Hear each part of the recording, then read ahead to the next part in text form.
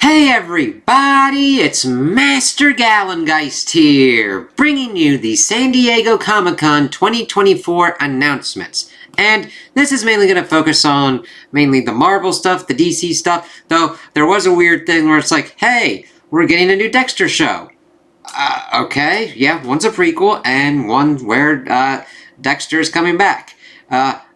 Somehow. Oh, okay. And this is the serial killer one, not Dexter's Lab, sadly enough. Granted, I was into Dexter as well. I didn't go into the nutty, gnarlier kind of seasons as it kind of spiraled. I did look into the new one where he was like Lumberjack Man, but I kind of lost interest in that one.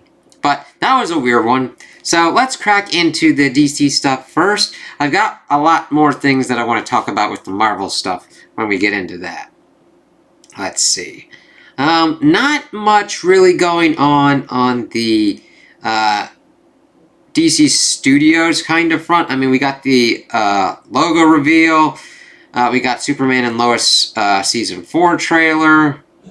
Them talking about Harley Quinn Season 5. My Adventures with Superman will be introducing Superboy, so that I'm looking forward to seeing how that kind of works out. We also got a look at it. That's kind of cool. Batman, the Caped Crusaders fighting a penguin that's a woman. Creature Commandos trailer. Not that much familiar with it. That kind of evidently did stuff with the Suicide Squad no longer being in canon. Penguin release trailer, and Batman 2 starts filming in early 2025, and that the Penguin's going to be returning in the Batman 2.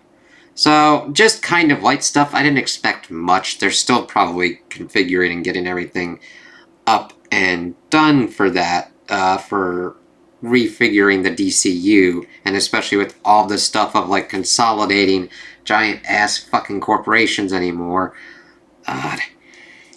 So let us look at some DC Comics news. Let's see here. Oh, there's like a What's Happening in the DC Multiverse panel. Mark Waid, Willow Wilson, G. Willow Wilson, Jeremy Adams, and Tate Brumbaugh. That, of course, pretty much goes into most of the solicitations and everything going on. Let's see here. But putting out New Gods, the JSA, yeah, let's see.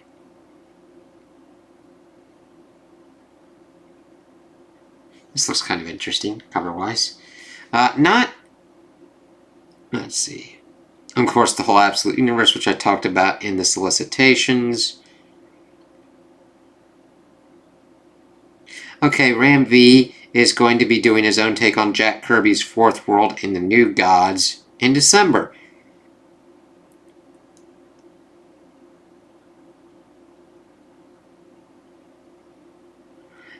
And then Ram V's talking about like Absolute and All-In triggers a cosmic imbalance which starts to spiral between New Genesis and Apocalypse. Story about fatherhood. This is an interesting looking cover there.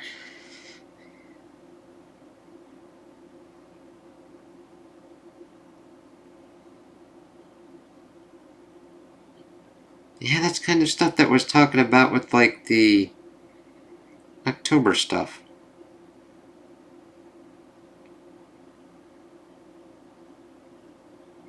Let's see here. Damn, that's some interesting stuff. Update on Poison Ivy. And not much comic book wise that I'm seeing here.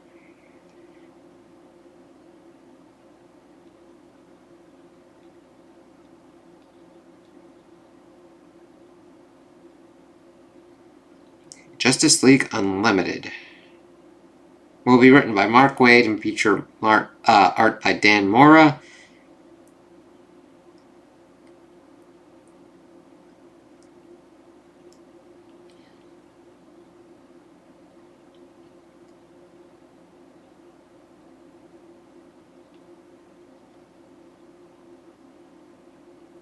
Have to see what kind of goes on with that, but good to have the Justice League back. Yeah, not much really that I'm seeing. Anything I miss, let me know. Granted, I'm not as well versed with DC as I am with Marvel. Alright. Don't need that.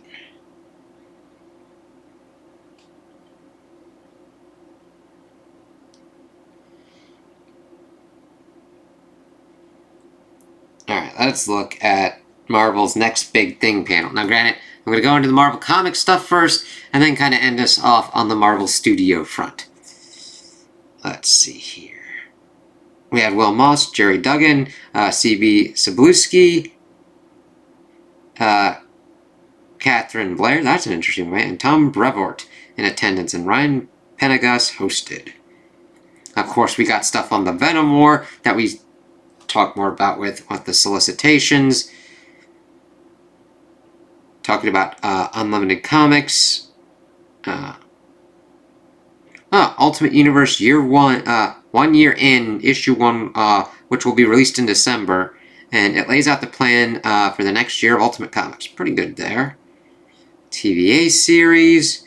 Yeah, they also announced a West Coast Avengers, which was kind of cool because that's what I was kind of talking about in the end for the current Iron Man run. And I'm like, thank God they're doing something with that. And then Duggan's like, this book is about redemption, adding that Firestar is going to have a rough time. Sorry, Firestar. And that evidently, let me see here. Now this one is just going over certain kind of things. Let me look up here. No, that's the other thing that I want to talk about. No. Here we go. Let's talk about this. Because this is the West Coast Avengers. And I'm like, damn, that's going to be happening on sale November 27th. And this is really interesting because we've got Spider-Woman, Firestar, Ultron, Iron Man in a Silver Centurion armor, and War Machine. Now, if you had been reading the Iron Man comics, you'd be thinking, they probably have some other kind of villains in there since he had, like, some ideas. And it's just like, what the fuck's kind of going on with this? Because of Rhodey. Let's see. But it is cool to have a West Coast Avengers back. And I'm like, I'll have to see what kind of goes on with this. Ultron returns redeemed. Iron Man and War Machine have put together a new team of Avengers, one that includes villains seeking a path to redemption. Their case study, Ultron, who, against all odds, seems to be walking the straight and narrow for now. But the success of one guarantees the success of all. Spider-Woman and Firestar have their doubts, and can any amount of heroics really absolve Ultron of his past? So that'll be interesting to check out for sure. I mean, at least just to see what's kind of going on with Ultron. What other villains will be on the team that they're trying to redeem and everything. So yeah, that was actually a pretty cool thing. I'm glad that they didn't just leave that on the floor and be like, oh yeah, we're kind of doing the West Coast Avengers. I'm like, are you? Don't just let that hang there and don't do anything with it. So I'm glad they're doing something with it.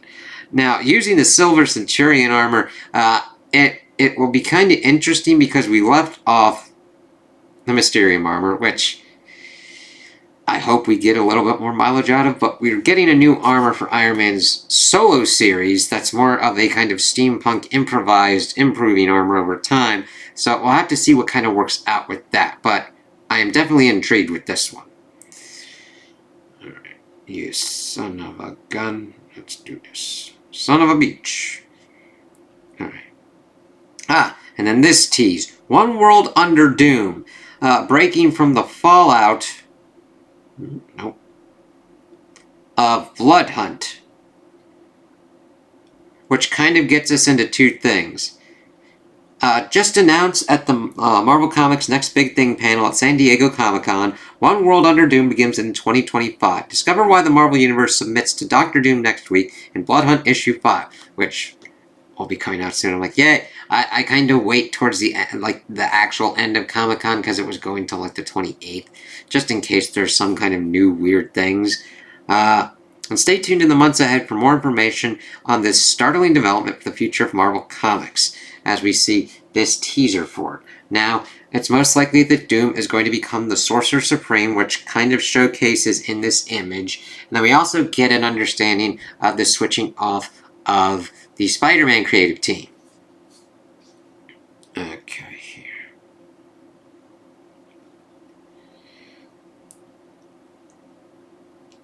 Venom War, Wolverine Revenge, Dogpool Infinite Comic. Here we go. Amazing Spider-Man 61, 62 covers and new suit design, The 8 Deaths of Spider-Man story arc, launching in November. Written by Joe Kelly, art and covers by Ed McGuinness. The 8 Deaths of Spider-Man begin.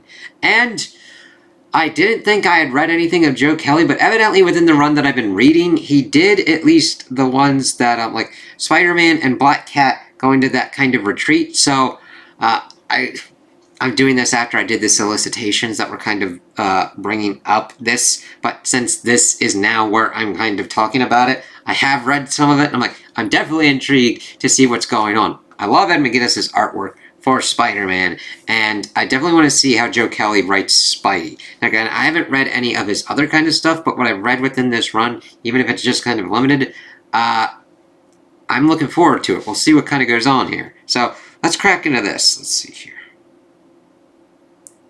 I'll actually go to the Marvel website one, because I'm using a couple of different kind of things. Let's see. What's Joe Kelly and Ed McGuinness, 8 Deaths of Spider-Man, a bold saga coming to the pages of Amazing Spider-Man starting in November, which will debut a new Doom-inspired spider suit. And you're like, why would he have a Doom-inspired spider suit? Let us see here. The 8 Deaths of Spider-Man begin. The world has changed. Dr. Doom is Sorcerer Supreme, but he has no plans to spend his time like his predecessor. Each year, Doctor Strange would use every ounce of his power and experience to save the world from an evil god and his scions. Thank you, Doctor Strange. This year, Doom is delegating this task to Spider-Man. Seriously kind of shitty. It's like, so he gives him kind of a Doom suit for this kind of stuff. The leader of Latveria has given Spider-Man a new magic-powered suit and 8 extra lives with which to save the world. True believer that they won't be enough. It's like, ooh, interesting that Spidey's getting a magic-powered suit and everything like that. And that this is kind of like what we've been... It's interesting that Marvel is exploring more of the kind of magical sides on certain kind of things. Similar to what's kind of going on with Captain America right now, dealing with Lyra and the Front Door Cabaret and stuff with like mystical kind of things, like when he was dealing with the demon Asmodee. Spidey dealing with this, I'm like, ooh, okay, and especially like Doom, like, I don't want to deal with this, Spider-Man, go out. It's like, what? What did Spidey do to you? But, Doom could have picked like a worse kind of one. He could have picked Punisher, he could have picked Ultron, he could have picked a whole host of different assholes. I do like the cover of issue 61 there. That, McGuinness just fucking just has it, man. And Doom, like, I love his Spidey, and his Doom is good too there. That one's on sale November 13th. And then we get a nice look at Spidey's kind of Doom suit in 62 on sale on the 27th. And then we get a kind of sketch thing kind of showing it off. And it's like, oh yeah, that's actually really kind of cool. I kind of like that a lot. I can't wait to see it in action and everything and what Spidey has to do. And what deaths we're going to have to look through and how he's going to have to deal with these things. What kind of technology and magic is he going to have to like wrestle with and deal with? Or is he going to have to go more into the magical side? This has a lot of potential, and I love how it says gem countdown on the chest, angular Doom eye, Kirby-style Doom hands. I'm like, I'm here for it. I'm intrigued because this seems like a pretty interesting and kind of cool team up, creative team-wise, and I want to see what kind of pops from this. I've been enjoying this run with Wells and Ramita Jr. and Ed McGuinness and everything that's been going on here. So I'm actually kind of looking forward to this. At first I was hesitant. I'm like, shit, we're losing it. We'll see if we get a new number 1. Evidently we're not. We're just continuing on the numbering of this, which is cool. And I think this is a pretty interesting setup here.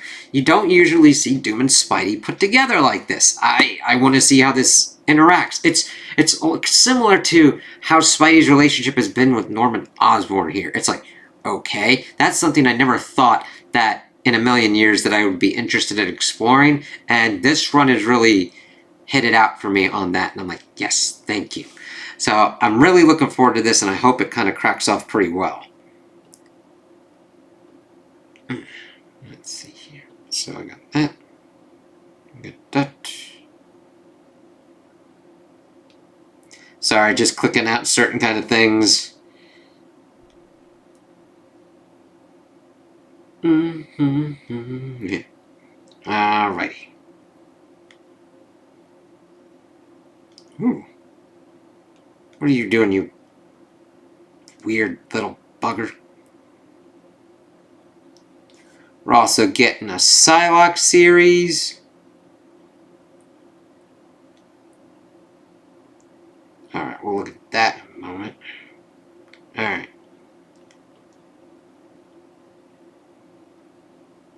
Of course, we did the West Coast Avengers. Ultimate Universe 1 year in issue 1, one shot. It's been 1 year since the Maker was locked away and the Ultimate Universe was left in the hands of his villainous council. And in that time, the heroes around the world have risen up, determined to fix this broken world. Now, with 1 year left until their leaders return, the Maker's Council launches a bold plan to wipe out these heroes. This oversized one-shot sets the stage for the second year of the Ultimate line and includes the debut of the Ultimate versions of 2 major Marvel characters. Ew. I might have to check those out at some point. I liked Ultimate Spider-Man and everything going on with that, and I haven't checked out what's been going on here, but it's an interesting kind of take on the Ultimate Universe. Ooh, Beastly Buddies Infinite Comic Series.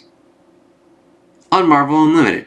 Ted and Jack are best friends tackling the sorts of problems all modern readers can relate to.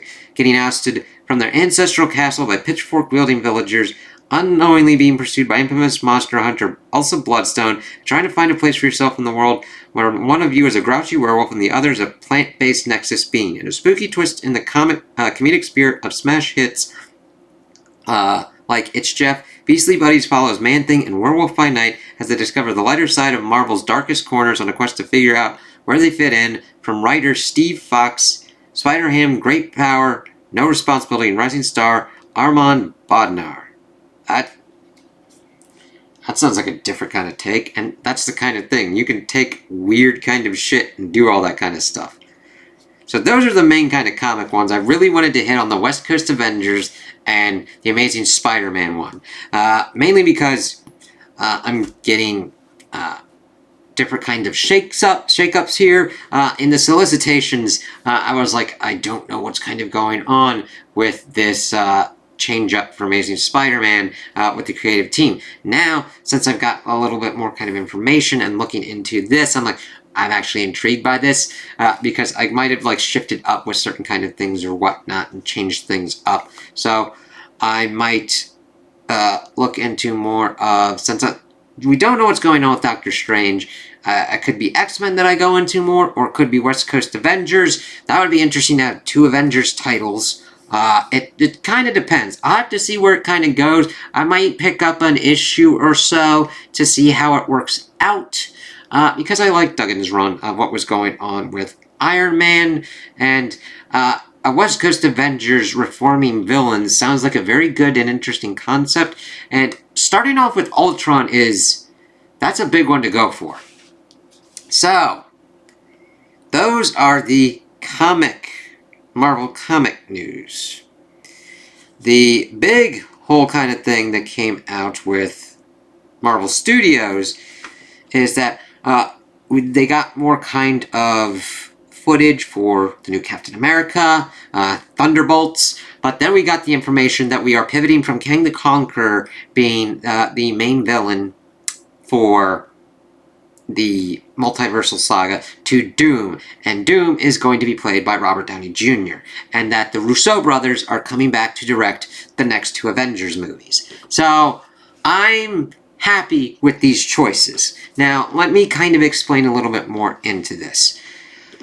What's been going on with the MCU is pretty much plain of what kind of happens in the comic books as well. And you're going to be like, what are you talking about, Master Gallon? Guys? Well, what I mean is the overall structure of what goes on with the comic books. Sometimes you try and shift to different kind of creative teams, and they work for some and don't work for others. So you then do some pivots or whatnot, and you might go and try and do some different kind of creative teams and different kind of aspects. Kang the Conqueror had potential, but I don't know what they thought of how they were trying to do it. I hope they don't put off Kang forever. In this, they should keep these franchises going, changing and reconforming, using the multiverse to the fullest kind of extent. I.e., we did Ultron already, but that doesn't mean he can be gone. He is a very good Avengers villain. Kang is in the same concept. I just don't think the execution, the overall planning for what was going on worked out very well. Again, they probably thought recast or to go and pivot to a different villain. I think pivoting to a different villain and going with Robert Downey Jr. as Doom works out. Now, I can understand people being like, it's just going to be Tony Stark. And I'm like, granted, that is the worst case scenario if they essentially just do Tony Stark variant as Doom. However, I don't believe that is the case because the Russo brothers introduced him as Victor Von Doom. That is Dr. Doom's name, Victor Von Doom. I don't think they would have introduced him like that if they were going to just go Tony Stark but Doom. Now, granted, there is vast potential there. However, it all comes down to how it's played. Doom normally just keeps his mask on. And if that works as the case, because I did see people popping up, oh, could you imagine he takes the mask off and Peter Parker's like, what the fuck, Mr. Stark's like, I'm not Mr. Stark. And dealing with that. So sometimes what happens in the comics is certain kind of runs don't work out and they bring back other kind of writers and artists that are pretty well known for certain kind of character runs to take over for the characters. So that's kind of why we see Robert Downey Jr. back again and the Russo brothers. And I think the Russo brothers, when they really work together and have a good plan and everything, I mean, you've seen what we had with Winter Soldier, Civil War, Infinity War, and Endgame. It's like, yeah, okay. And Robert Downey Jr., I love how he talked about, like, new mask, same task. He likes complicated characters. Doom is a complicated character, and I'm really looking forward to seeing what he is going to bring to that table. Now, Doom would have been the hardest one to cast, because Doom is a very strange beast. And you really kind of want a good actor to do that. And I do think that Robert Downey Jr. makes the most kind of sense on that front. We'll have to see how it kind of plays out. And I could definitely understand people being like, this is a breaking glass in case of emergency kind of spiel. They also showed off stuff for the Fantastic Four a little bit, but not a lot. Sorry, I had to bring that up because I'm like, Doom's connected there. So probably we will see Doom connected in that, and it kind of makes more sense when you're dealing with Secret Wars. Doom is pivotal in the original Secret Wars and what was going on in 2015. So instead of the Kang Dynasty, it's Avengers Doomsday and Avengers Secret Wars. So we'll see how this kind of plays out. Doom was always going to be a hard one to cast. I think we'd be the first to see him in the Fantastic Four one, see how his interactions go with the Fantastic Four in a retro 60s futuristic New York, and what kind of goes on from there. That'll give us our first kind of inkling, even though they're going to be fighting Galactus in that one. So, I can definitely understand people like having a freak out kind of thing of, they're just going to start going back to the old kind of stuff. But the thing is, if they work this multiversal stuff right, it could really open up some interesting concepts of bringing back actors that we've seen before, but in villainous roles, and seeing how they work with it that way, and potentially keeping them within the franchise, and not just like having one and done certain kind of villains, which I think is a still kind of problem that's been going on in Marvel. But with the multiverse stuff going on, you could re-pull those as different kind of castings and still utilize those villains if they were just kind of like fucked off. I mean, imagine this kind of effect. We're bringing back Robert Downey Jr., but as Doom. Oh, yeah. What if we got Chris Evans back as Hydra Cap? Granted, that has to be effectively executed. Secret Empire, it's like, oh god. That one got really kind of messy. Being like, oh no, we've turned Cap into pretty much a Nazi. If anything, we have our main Cap, we have Captain America Sam Wilson. There's a universe where there is a Nazi Cap and you just bring him in. Multiverse. And then we have that kind of threat. Could you imagine, I mean, granted, it would be a similar along the lines of like Squadron Supreme or like certain kind of stuff in the DC universe where you bring in these warped versions of these characters. Granted, there's a Dark Avengers, but it would essentially be that kind of Dark Avengers where you've got, hey, what if you got Doom from this universe teaming up with Hydra Cap, an evil Black Widow, evil Hawkeye, evil version of Thor. I mean, granted, I can understand that that's not appealing to certain kind of ones, to certain kind of people out there, but if executed and done well, it would be interesting to see these characters that we have loved because of the heroes they played now doing the villainous kind of roles as these kind of warped versions of these heroes, which, alright, cool. Now granted, that's just an idea. We'll have to see what happens with this. The thing is, I've not been completely pleased with the state of the MCU here, but this fluctuation of quality also happened in the Infinity Saga. Not to this extent, mind you, but it happens. As long as they're able to course correct and listen to the fans and the consumers and understand what's not working and what is working, that's all you can really ask for. And I think that hopefully, seeing what's happened, they decided to go shotgun approach and do way too much and not focus on the quality of what was going on. I mean, we've seen that in the shows. We've seen that in what happened with Ant-Man and the Wasp Quantumania, because the effects were not up to snuff, because they were just be like, oh, the graphics people, just fucking do your shit. It's like, you gotta give them time to do that shit. You think fucking Endgame would have popped off as much as it did? I mean, I still use that to test TVs and shit because of how awesome and kick-ass it is. So, bringing back Robert Downey Jr. as Doom, bringing back the Russo brothers to helm the Avengers, I like it. We're bringing back certain creative forces that we know, and hopefully they get their teams and their times and everything kind of lined up working in sync.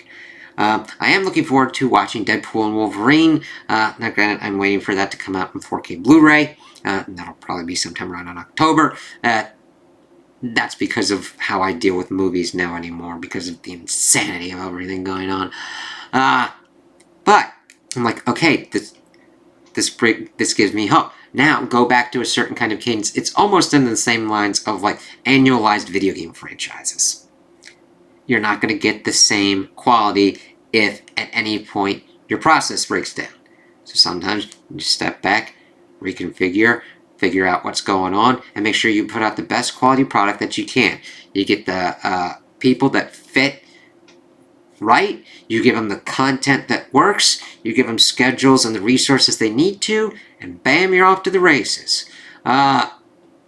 That, I think, is what's kind of screwing off certain kind of ones with, like, the TV show ones. Like, Oscar Isaac was very good as Moon Knight. It's just, I think they just lowered it to such a degree and just, like, pushed it out and didn't know how to pace. It's like, what? Same thing with Miss Marvel. I love the actress who plays her. She needs the content there. Like, she's able to pull it off, and she was one of the ones that kind of worked in the Marvels. Captain Marvel, I don't know why they don't have a handle on her. Granted, you've got different kind of comic periods to pull off from her, but I've loved what's been going on with seeing Carol in the Avengers run that I've been reading. What the fuck, man? Yeah, but it's like it's always finding that balance. It also happens in the comics. I sometimes get kind of, like, I've been reading the recent Cap run, and there's certain kind of things that Cap says or does, or things that happen, and I'm like, that doesn't fit too well with what I'm usually comfortable with Cap, which, it's fine. You know, that kind of happens. Like, you find a creative team, and sometimes it works well enough, but then there's that little kind of percentage like, what? Worst case scenario that happens is that you have a comic book named Ghost Rider dealing with Robbie Reyes, and you've got Phil Coulson, Melinda May, fucking Hulkling, and all these other characters that are taking over his book. You don't want that to happen. You don't want that to happen in the movies either. So it's interesting that I've now seen that the biggest kind of issues that we're having with these comic book movies are kind of inherent to the comic books themselves. And I guess they don't bother me as much because I've been dealing with them longer with the comic books of what's kind of going on. So we'll see what kind of works out here. I have hope for the MCU because you never really know. They were able to do the Infinity Saga. they're listening to fans, they're making course corrections. We'll see what kind of happens and what kind of goes on from here. Third phase is definitely going to be interesting. Third phase. The next phase completion thing, because I normally would have thought that the multiverse would have been done enough to do a kind of reboot thing, and I would have put that at the end, built up the rest of the heroes, like had the full fucking Universal stuff, all the characters back integrated into the Marvel Universe, and then build up to that kind of storyline, end it off, and then reboot and have everything kind of refreshed again. And if you're like, oh god, screw reboots, I understand that. You don't want complete and utter constant reboots. However, that's what the comics do. And it's like, okay, you get to this kind of thing, and then you get new actors and everything going on. You get a new creative team, you get new kind of status quos and everything. So we'll kind of see what goes on with that.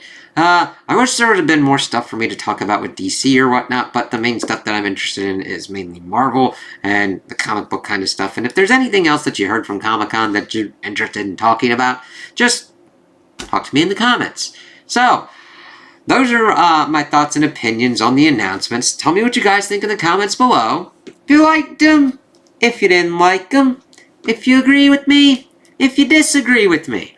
Also, like and subscribe, and I hope you have a good day.